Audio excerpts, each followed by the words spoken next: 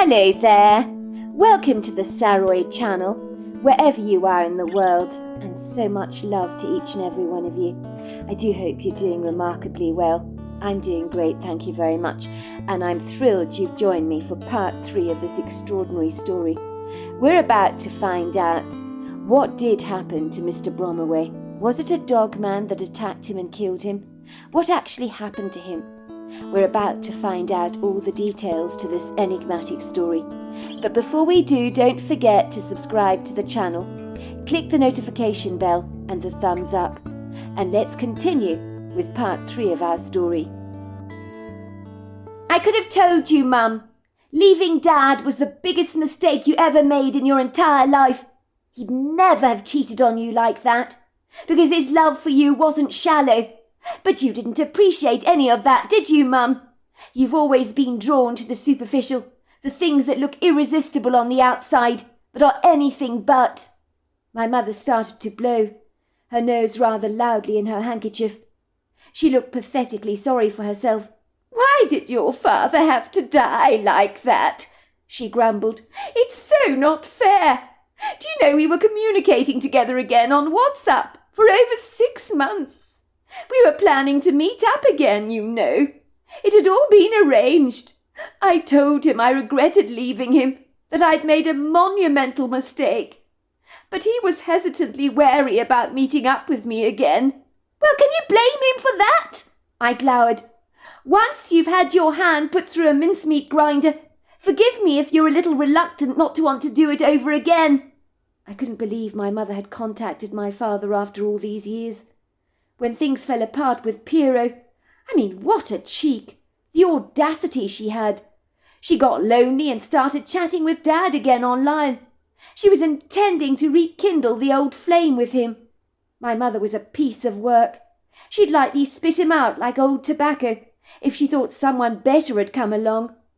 My father didn't need his heart broken twice in a lifetime. My mother was a man-eater. There was no other word for it. I knew that no one would have loved her like my father had done, but I'm glad that she never had the opportunity to reconnect with him again, as I guarantee you one thing, she'd have hurt him all over again. My mother couldn't help herself. She'd been through more men in her life than some of us have had hot dinners. When she met my father all those years ago, my mother had dated lots and lots of men before him, but she seemed to have settled down very happily when she married my father.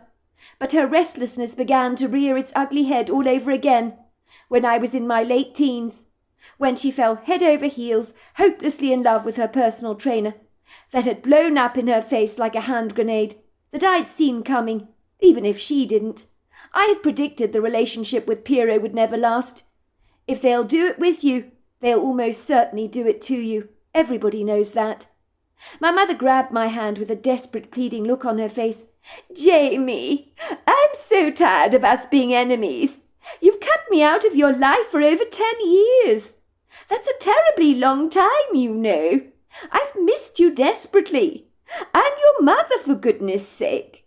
We shouldn't be waging war against each other like this, especially now your dad is deceased. It's just you and me now, against the entire world. We had some good times together when you were growing up, did we not? And then the moment that Prt3of and I got together, you willfully cut me out of your life. I know you were mad with me, and I can't blame you for that. But at the end of the day, when push comes to shove, you are still my beloved daughter. I want a relationship with you, Jamie, but you just threw me to the curb, without a by your leave. That was before you decided to cheat on Dad. Can you blame me for feeling the way I did? Your behaviour was disgusting, Mum. Like an infantile, contrary teenager with a pathetic crush. And you were a grown-up woman, for goodness sake.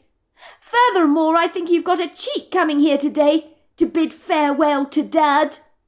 My mother gasped, almost as if my abrasive, thorny words had cut her to the quick. "Jamie, that is most unfair. I cannot believe you've just said that to me. I was married to your father for 18 long years, I'll have you know, and I think that counts for something. I think as his ex-wife I'm entitled to say my goodbyes to him, don't you? He was part of my life for a very long time. Even though we got divorced, I never ever stopped loving your father." "Is everything all right over here?" said Peggy, moving towards me and my mother. She glanced towards us circumspectly, almost as if she sensed the heated discord between the two of us. I think she was terribly afraid that we were going to have an altercation or throw a wobbly of some kind at the memorial. She was solicitously determined to throw water over the flames of our indignation.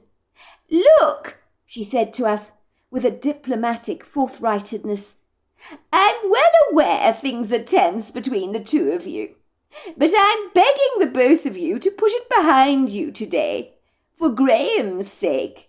Lots of people have come here today to honour his memory. The pastor is going to say a few words. We're going to scatter Graham's ashes in the alpine meadow that he loved so very much, with all the butterflies and pretty wild flowers, along with the breathtaking view of the mountains. Everyone's going to have a handful of his ashes to scatter, to say just a few personal words for Graham. Then we're going to have a huge feast afterwards here at my home. And I just don't want any contentious quarrels or controversies between the both of you, unsettling everything. You don't want Graham's memory to be blighted by needless bickering, do you? Me and my husband would like this to be a very happy event. Graham would have wanted that."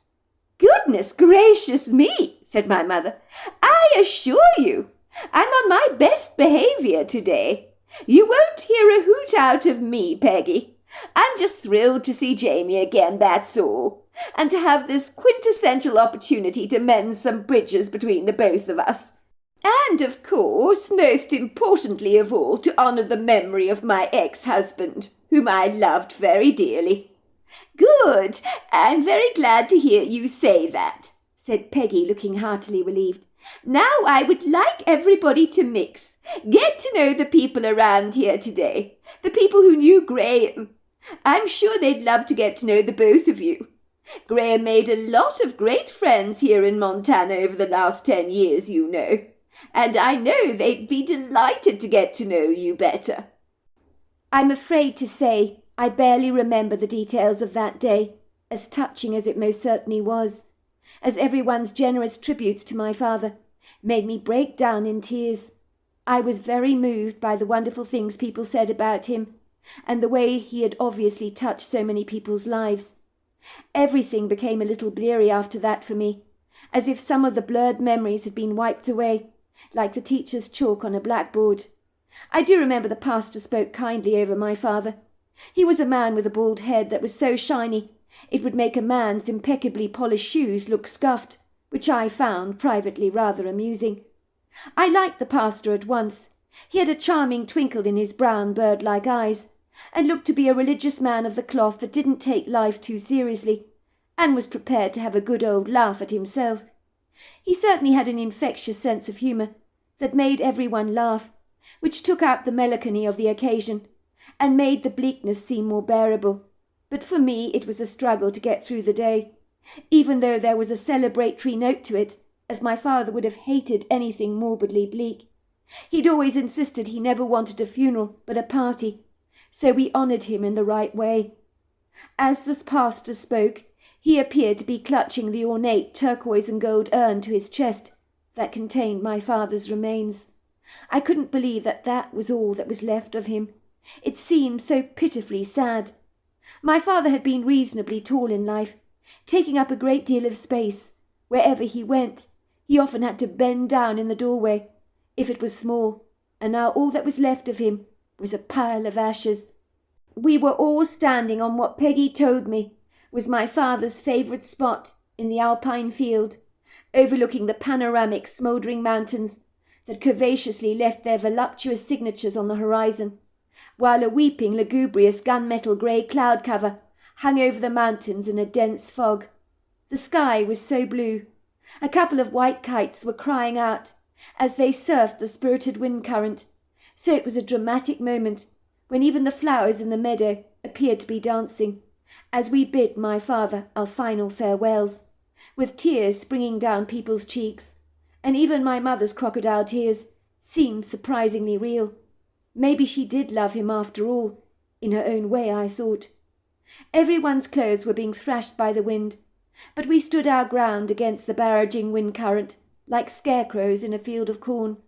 The wind howled as the pastor spoke, as if it too was registering the grievous tragic loss of such a kind soul that was loved and admired by so many. "We are gathered here today, on this beautiful day, I might add, with a mist cover over the mountains, with 2 kites soaring above our heads in the blue sky, and with the flowers moving in the wind. It is a very beautiful moment like this, as if everything, even in the natural world, is honouring our Graham. We are here to remember this precious friend of ours, Graham, whom I have personally been very privileged to know over the last 10 years. And I will say this, that Graham was a man with a remarkably good sense of humour, and a vibrant, warm personality that was as large as he was tall. He will be sorely missed by all of us, for he made our lives brighter and more colourful for knowing him." We all took turns to pass the urn around and throw our ashes across the meadows, many people sending sweet messages to my father. The ash would rise up and dissipate before our eyes, melting into the wind until it was finally gone. I could only cry out, "Dad! Dad, I love you! I'm going to miss you!" And for a second, I almost felt as if I'd been enveloped in his warm, inviting arms, almost as if he was standing at my side, which was so comforting for me. The Falconers, of course, had prepared a fabulous party, delivering up to all their promises. There was some barn dancing in the yard around some haystacks. It was a delicious spread, upon which no expense was spared, as the extravagant food was incredible. Peggy was a fine cook. Finally the wind calmed, so the party was energised and encouraged to go on to full swing. The smouldering, delectable smells of wood smoke intermingled with the sizzling, aromatic, melt-in-the-mouth scent of pig on the spit, wafted invitingly into the air, teasing the appetites of our hungry guests. I was glad when the party was finally over. I could return to the safe, secure and familiar confines of the camper van, parked only a stone's throw away from my father's cottage. By now it was late afternoon, slowly but surely drifting into the early evening, although time had absolutely no relevance to me. I was emotionally spent. My mother bid me farewell earlier on in the afternoon. She had given me a loving kiss on the cheeks with a brush of her lips, leaving behind an indelible bright red scarlet stain, that I hurriedly wiped away as quickly as I could, in disgust. "Jamie, my love, it's been marvellous to see you again. I will be in touch, of course," she said, and then she was gone, just like that. I felt only relief after she left, hoping it would be another 100 years before I ever saw her again. The revelation that she'd been in touch with my father again, coquettishly flirting with him online, made me nauseously sick to my stomach. If she had rekindled the old flame with my father, after all these years, I couldn't help thinking it would be like reopening an old festering wound, and making things 1,000 times worse. I was almost glad my father could not be subjected to a broken heart all over again, now that he was really gone. She could no longer hurt him. She had no power over him any more. And that was the only silver lining I could see on the grey cloud. When I got back to my camper van, I crashed in the bed immediately, as a tsunami of exhaustion simply overtook me. I slipped very seamlessly into a welcomingly deep slumber, incredibly glad to finally be back in bed, where I could easily escape from the world for a brief respite, disconnecting from my grief, like pulling the kettle out of the mains. I hadn't bothered to remove my jeans and sweatshirt for that matter, as tiredness had consumed me. It had knocked me out. Removing my clothes would have been a laborious, superhuman effort, as it completely defeated me. It must have been a few hours later when I was suddenly jolted out of my sleep with a rude awakening. I couldn't comprehend what had actually woken me up, but I felt rather shaken up and unsettled, like a baby's rattle. I could see that it was reasonably dark outside, with a full gossamer moon splashing her diaphanous injections of flattering light over the sky, so I could see reasonably well, although the window pane over my bed was rather small. It was like looking at a dark stage at a theatre that had been lit up by the lighting engineers with a flattering ethereal light, and that was when I realised why I'd woken up so suddenly, and had indeed been physically jolted out of my sleep. Something was moving the camper van up and down, so that the van rattled precariously. Was someone outside my van, I wondered? And why were they shaking it like this? You'd have to be a hell of a strong to pull a stunt off like that. What on earth was going on? My exhaustion cushioned the blows of this very disillusioning moment. I sat up in my bed, and then I heard it again. There was a loud lamb-blasting thud and thump, and then the whole camper van began to spontaneously wobble and sway. Was someone standing outside my van? I wondered. Why were they shaking it like this? You'd have to be hell of a strong to pull off a stunt like this. What on earth was going on, I wondered. My exhaustion cushioned the blow of this very disillusioning moment. I sat up in bed, and it happened all over again. There was a loud lamb-blasting thud and then a thump. The whole camper van began to spontaneously wobble and sway, as if someone standing on the outside of the van was shaking it vigorously hard. What the hell, I thought, my blood turning icy cold. I felt like a sardine trapped in a can, that a hungry vagrant was trying to break open, so that he could get to the meat to easily devour. For a moment I cocked up my ears, trying to listen closely to any other sounds that I might hear, that might give away exactly what was going on. I suddenly had the weirdest sensation that a pair of insidious, rarely malevolent eyes were burning right into mine. My skin almost prickled with unease. I turned my gaze towards the window, directly over my bed, that only owned a pair of fake curtains. For a moment I jumped out of my skin. That was when I saw it. There was no doubt what I was seeing, for the magnanimous moonlight accentuated this creature all too clearly, so that the luxury of doubt was fully denied me. My heart began to leapfrog in my chest, thundering and booming so loudly, so much so that I thought it would spontaneously combust. Perspiration began indiscriminately breaking out over my lips and trickling down my back, like raindrops rolling down a glass pane. My eyes grew wide. My mouth dropped open. My breathing became furiously laboured, almost as if something was pressing down on my lungs so very hard and squeezing out all that life-giving air. For a second I wondered, am I dreaming? Peggy had suggested to Fish and Game that a dogman had killed my father. They had not reacted to her suggestion positively. Yet there was no question in my mind. I was seeing a dogman, staring at me brazenly through the camper van window, with its jaws wide open, displaying 2 rows of prominent, very sharp canine teeth, and there were globlets of gelatinous spittle dripping messily down its mouth and running down the window. It was thick and gooey, like aloe vera gel.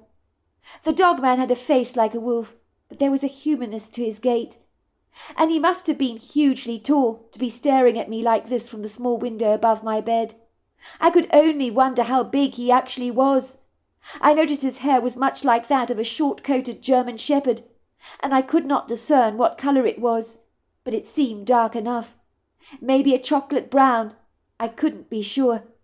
Bright red eyes like traffic lights glared at me menacingly. Then the growling began, similar to the sounds you might hear at a dog fight, as if the creature was about to attack me in any moment. But the only thing between me and it was the scaffolding of the camper van, that suddenly seemed pathetically fragile.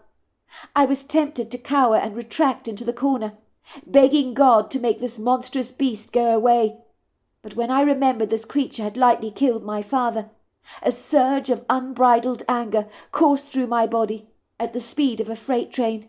My fear dissipated as fast as the steam from a kettle. The creature had come to me like a gift from the gods. This was my quintessential opportunity to extract my revenge on this hideously repugnant beast. I had learned from this bitter, unenviable experience that anger can impolitely restrain fear, holding her to hostage. What I did next surprises even me. In hindsight, sometimes on reflection, I wonder what the hell I thought I was doing. The only voice that exploded into my head, like a cacophony of fireworks, is, "Kill it! Kill it! Kill it! This is the thing that killed your father." I had no idea what it wanted with me, but I got a profound sense it did not like my presence on my father's property, and was trying its level best to intimidate me, to get me to leave. Is this why my father had been killed, I wondered? Was this thing territorial or something? It seemed like a distinct possibility. By all accounts, my father's dead corpse had not been eaten by anything, only scratched up, badly lacerated, bitten and torn apart. The thing had not eaten my father, but had left his body visibly on display, like a macabre warning message. It probably didn't want to eat me, but wanted me gone. Is that why it was shaking the van so vigorously? Even though I never heard any audible words in my head, I got the sense that this creature was shrieking at me to go away, as if laying claim to my father's plot of land. The feeling was very clear to me, very unambiguous. I was in no doubt that this was likely the reason my father had been killed. I had taken the precautions to keep my father's rifle in the camper van with me, and so after putting on sneakers and a head torch, I peered out of the window above my bed. The dog man was still standing there, looking in at me, and growling. When he saw I was looking directly at him again, his eyes widened, and his jaws lifted to expose yet more of his teeth, almost as if he was smiling. The dog man seemed to have no intention of leaving me alone in the camper van. He seemed to delight in trying to intimidate me, with a design to scare me half to death, so that I would get the hell away from this place. That is what he obviously wanted. Moments later, I opened up the camper van door with a boldness that must have come from the gods, as it was not from me. Even though there was enough moonlight, things were still a little blurry, as they always are at night, and I began firing at the dog man with an unapologetic, careful, targeted spray of bullets. I hit him with one of my bullets, so he let out a huge, ear-piercing scream that rang louder in my ears than the bullets I'd actually fired. The dog man literally rocketed into the woods, with me following close behind it. But as I pursued my quarry through the trees, it disappeared from my sight, and was gone, all the while releasing loud, shrieking sounds that were so terrifying. But my fear had been bundled away in the back of my mind, and so I was not remotely paying attention to it. I returned to the camper van, feeling incredibly unsatisfied, rather like a hunter that has missed his target, and feels a sense of having failed in some way. We all know hunters aim to kill. Injuring your target is a very bad shot. Everybody knows that. If I had successfully injured the dog man, I could only hope it would bleed out, finally succumbing to its wounds and die. But I had a pervasive, discomposing feeling that maybe he'd only been slightly injured and grazed by my bullet, which was rather disconcerting for me. I would never be satisfied until I knew for sure that the dog man was actually dead, so that justice had finally been dealt out. I knew without a doubt that the creature I'd seen was responsible for my dad's death. I wanted to find it again, to ensure it was dead, gone from this world for good, but I knew I couldn't underestimate the robust resilience of this artfully Machiavellian dogman. He was clever, cunning, and far too fast on his feet to ever be able to catch, never mind actually find.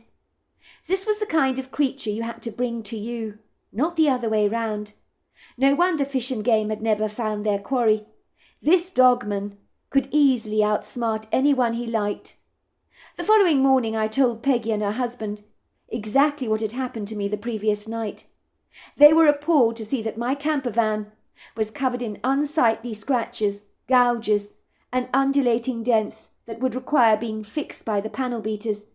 It looked like something had been trying to tear through the camper van to get to me, like battering a can of baked beans around, in the hope that the beans would finally burst out of their confinement so that they could easily be attacked. Had the creature hoped to do the same to me, I wondered? I didn't have to think about the answer to the question. I already knew it. "Oh, my goodness gracious me," said Mr. Falconer. This was the creature that must have killed your father. A dogman. Well, I never. More to the point, I can't believe you went after this thing, Jamie. It could have killed you. You reckon you hit it with one of your bullets? Well, I am impressed by your courageous conviction, I must admit, but at the very same time grievously concerned that you had the gall to do what you did. It could have backfired against you big time. I mean, look what happened to your father. He's much bigger than you are. You were playing Russian roulette with your life, Jamie. You need to be careful of things that you don't understand. I know I got it with a bullet, Mr. Falconer.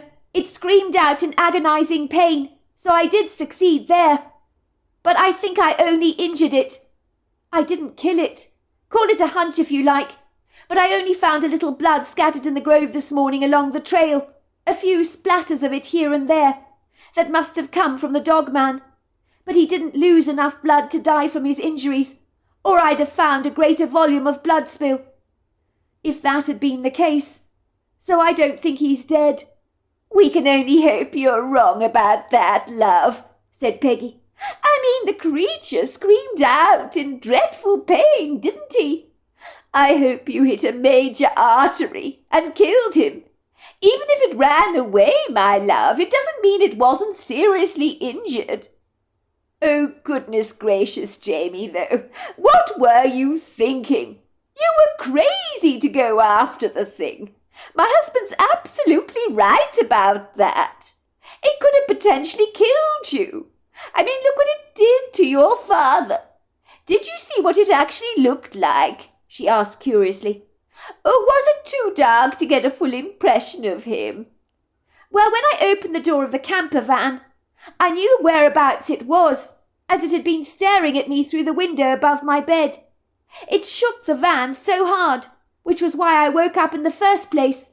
It wanted to get my attention. It was growling at me ominously. The moment I opened the door, I began to shoot in the direction where it had been standing. That was when it screamed out and ran off into the woods. It was huge. I mean, easily 7 foot tall, but thin and emaciated. It had a long, swishing tail like a German shepherd dog. It stood up like a human being on 2 feet. But then it dropped down on all fours like a dog after I shot it. I tried to run after it into the woods, but I knew I had no chance of catching up with this thing. It moved so incredibly fast. I know it killed my father.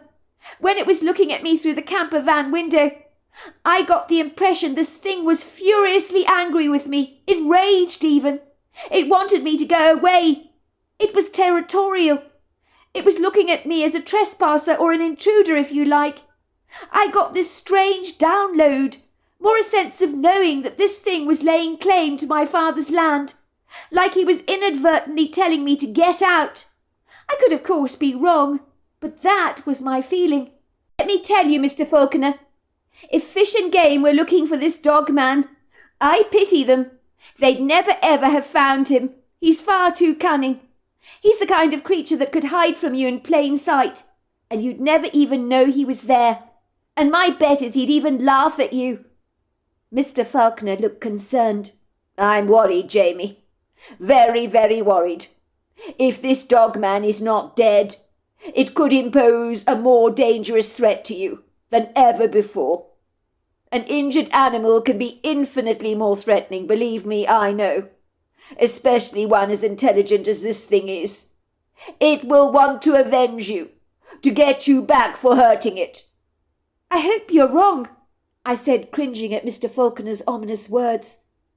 I turned my attention to his wife Peggy. I needed to speak to her about what my father had shared with her in private. I hoped I could get her to talk to me willingly. Look, Peggy, I said gingerly, I know my father confided in you. Did he ever tell you anything about this dog man? I mean, you seemed to know exactly what had attacked and killed him when you were speaking to Fish and Game. If you know something, please tell me. Dad is dead now, so surely you don't need to keep his confidence any more. And besides, I am his daughter. I think I have a right to know if anything was bothering Dad before he died. It's important for me to make sense of everything, to piece all the puzzle together like a private detective, so I can understand why Dad was killed, so in some way I can make sense of it." Peggy shrugged her shoulders nonchalantly. "You make a very good point, Jamie, dear. You better come into the house. I'll tell you absolutely everything I know." I followed her into the kitchen. She put on a bright red kettle on the gas hob, and when it whistled away she removed it and prepared coffee for both me and Mr. Falconer. "So what did you think about the celebration we had for your father yesterday?" she asked, trying to lift the heaviness in the atmosphere. "Wasn't it wonderful? Everybody had a fabulous time, and everybody had so many wonderful things to say about your late father. We scattered his remains in such a perfectly marvellous place. I know your father would have loved it all." "I just don't know how to thank the both of you enough. It was absolutely perfect. The way those flowers were swaying so magically in the wind, and the kites flying above our heads, and the mist hovering over the mountains. It couldn't have been more dramatic. My father would have loved it all." "About your father," said Peggy, sliding over her coffee to me across the kitchen island, where I sat in the middle of both Andreas and Peggy.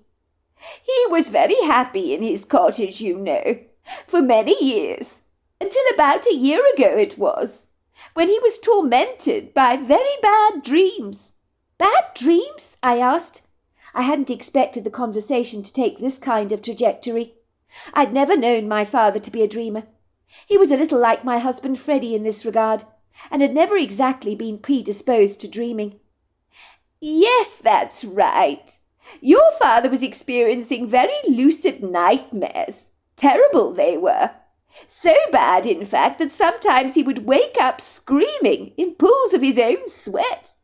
He said he'd see this man, very strange man in his dreams, with the face of a wolf and glowing red eyes, telling him to get the hell out, to leave the premises at once. It was like a kind of foreboding for him." "You mean he was dreaming about the dog man that I saw, instead of actually physically seeing it? Is that what you're telling me? How does that even happen?" Peggy held up her hand to silence me. "Well, there is more to it than that, Jamie, dear. It gets worse, I'm afraid. Your father would frequently experience sleep paralysis, where he'd feel something sitting on his chest, pressing down on him terribly hard. So much so that he could barely breathe at all. He was absolutely terrified. This happened to him on numerous occasions, I'm afraid to say. Indeed, it was so real to him, he was almost afraid to go to sleep. He was beginning to think the cottage was haunted by a demonic entity of some kind that he'd been seeing in his dreams, that looked to be half man and half beast, that wanted him out of his home, like some kind of a possession, if you know what I mean." "Wow, that's incredible," I said, gasping. "Dad felt as if he was being haunted. That's what you're telling me." "That's an excellent way to put it, Jamie. I couldn't have said it better myself. We decided to call a psychic over to his cottage to see if he could discern, or she could discern, what was going on with all the nightmares, and if they had any relevance to any paranormal activity that might be going on in his cottage, and somehow interacting with your father through his dreams. Your father wanted something done about this. I guess he sensed that there was more to his nightmares than actually met the eye. I never told Andreas any of this stuff," she said, looking at her husband apologetically. "I thought he'd think it was hocus-pocus stuff and nonsense. But your father, he was in a right state, Jamie. He desperately needed help of some kind, and I was determined to get it for him." "Don't worry, Peggy. You should see my husband Frankie. I'd have done exactly the same with him. He'd have found this whole thing insanely ridiculous. He wouldn't believe any of it. If you want to know why he never came to the memorial service, was because I discouraged him to come here. I just knew he'd never ever buy into this dogman stuff. He's convinced Dad was killed by a grizzly bear, but we know differently. And after last night's encounter with the critter, I know that that thing killed my father, because I've seen it with my own eyes, and they did not deceive me. I know what I saw. This thing is dangerous." "Let me guess," said Andreas, looking at his wife sceptically, as he took a large sip of his coffee. "You called around that woman to Graham's cottage. You're more predictable than you know, love. I can see through you like a glass pane. What's her name, that woman that looks like a gypsy, with all those jangling gold bangles she wears on her arms, and the long flowing skirts? What's the name?" he said, furrowing his brow. "Ah, yes, Ishma Solisha. Is that who called you? The woman is as batty as a fruitcake. They say she's a real Romany gypsy. Lives in an old battered caravan in the woods. People go to her for psychic readings. They claim she's got the gift. They insist she's no charlatan. She likes to barter with people, you know. Never ever accepts money for her readings. You have to pay her with goods like giving her a chicken or a pig. She says if you pay her money, she will lose her gift. She's most insistent about that." "Batty she may be, my love, but that woman is definitely psychic," said Peggy. "Of that I'm in absolutely no doubt. Yes, I gave her a massive barrel of honey in exchange for her to come over to Graham's cottage and investigate what was going on. Do you know she told Bert Coltrane to get his mole on his arm checked because he had black energy in that area. He had the mole removed. It was cancerous. So whatever you may think, Andreas, she does know her stuff.